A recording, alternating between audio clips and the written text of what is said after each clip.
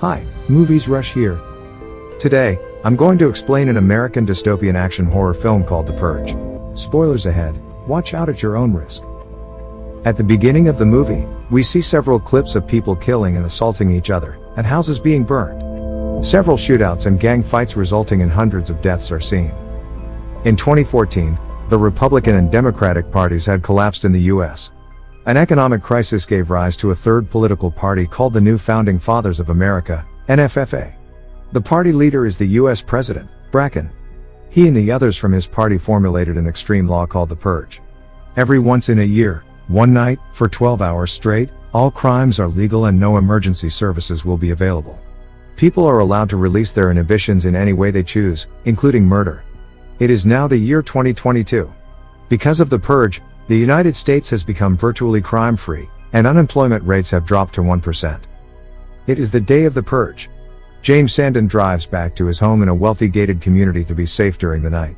He sees his neighbors place blue flowers in their front yard, to show their support to the purging system. James too has a blue flower, suggesting that he is a supporter of the Purge. James is planning to spend the night locked in with his wife Mary and their children, Zoe and Charlie.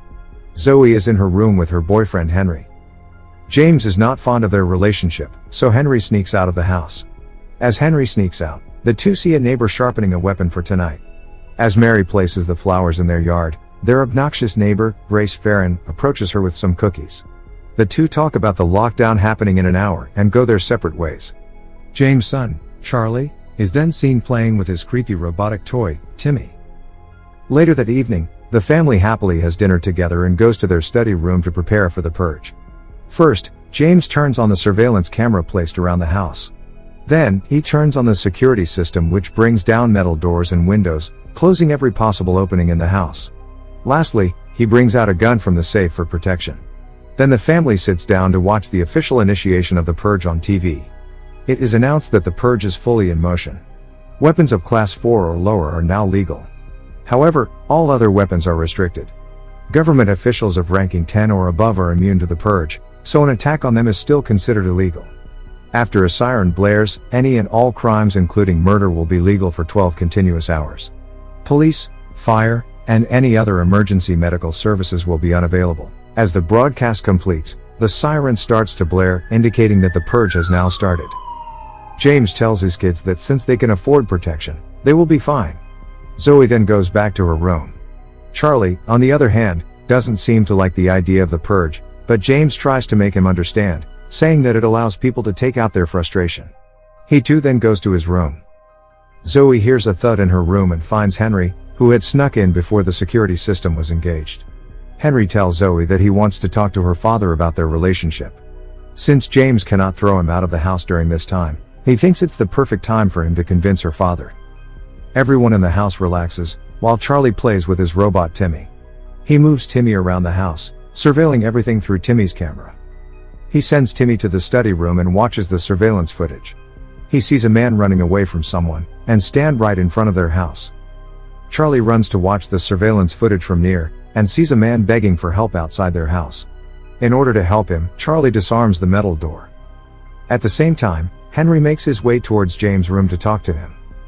Realizing that Charlie has disarmed the metal door, James runs to the study room and quickly puts the metal doors down again. However, the man gets in. James, Mary, Charlie, and the man are in the room when suddenly, Henry fires at James from the stairs. He wants to kill James so he can be with Zoe.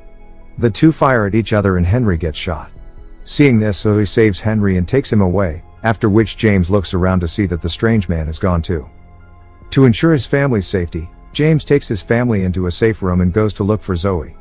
He finds Henry's dead body in the room.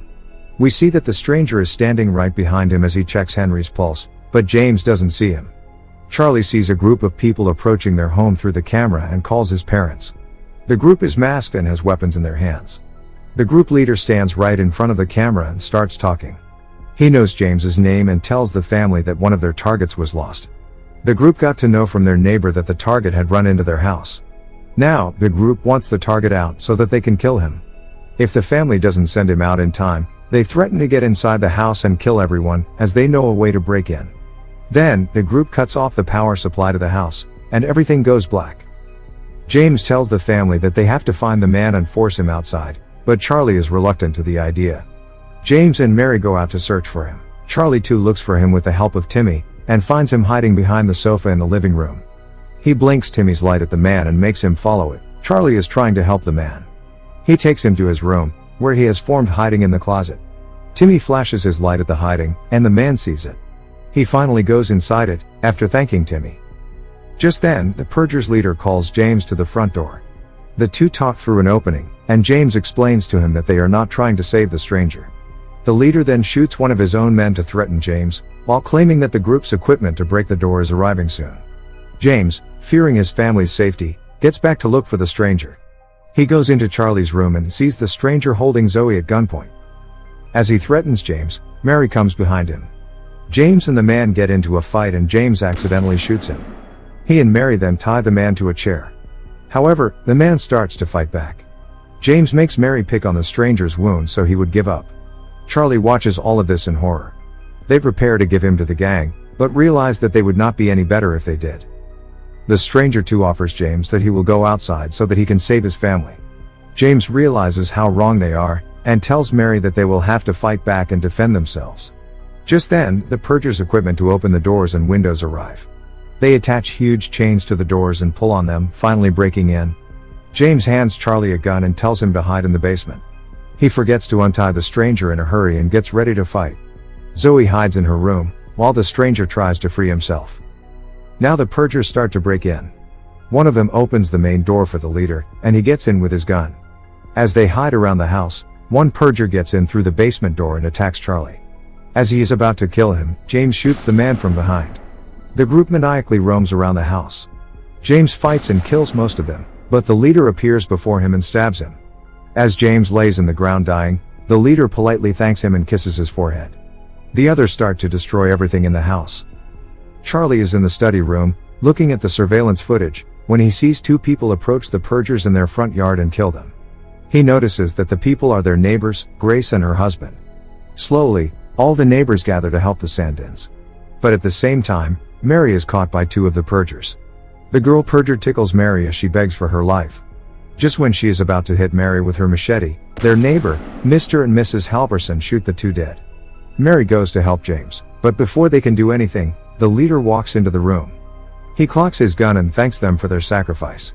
Zoe suddenly appears and shoots the man dead before he can kill them. The family sits around James, crying as he dies when the neighbors arrive. Mary thanks them for their help, however, it turns out that the neighbors want to kill the Sandins themselves. They are jealous of James's money and want to purge themselves of the jealousy by killing the family. They then drag James's body to the other room and take the others hostage. Mary begs them to leave her kids and they tie all three of them with duct tape. The neighbors then hold each other's hand and thank the new founding fathers for providing them with this opportunity. They have always been jealous of Sandin's perfect family, and when the Purgers broke into the house today, they saw the opportunity. As they are about to harm the family, the stranger from earlier saves them. He shoots Mr. Halverson dead and holds Grace at gunpoint. The neighbors now stand in a line in front of them. Grace asks Mary to kill them and put an end to this. However, Mary has had enough of these killings. She tells everyone to stay there until 7 when the purge stops. A few minutes later, everyone is sitting at the dining table together in silence. The stranger still points his gun at the neighbors to keep them in check. Charlie and Zoe cry, while holding their father's hand. Suddenly, Grace tries to take the rifle from Mary's hand, but Mary breaks her nose instead, yelling at her. Finally, the sirens ring, indicating that the purge has completed. Mary tells everyone to get out of her house. The stranger too leaves at the end, after Mary thanks him for his help. The movie ends as the 3 surviving members of the family look at several dead bodies lying outside the house. A voice in the background narrates that this was the most successful purge to date. Other news reporters claim that the streets of Los Angeles are filled with dead bodies and the stock market has risen to its highest. In the end, a man says that he is no longer proud to be American, because both of his sons died in the purge. If my efforts are saving your time and money, then hit the like button. Also subscribe for more videos like this. And don't forget to click the bell icon.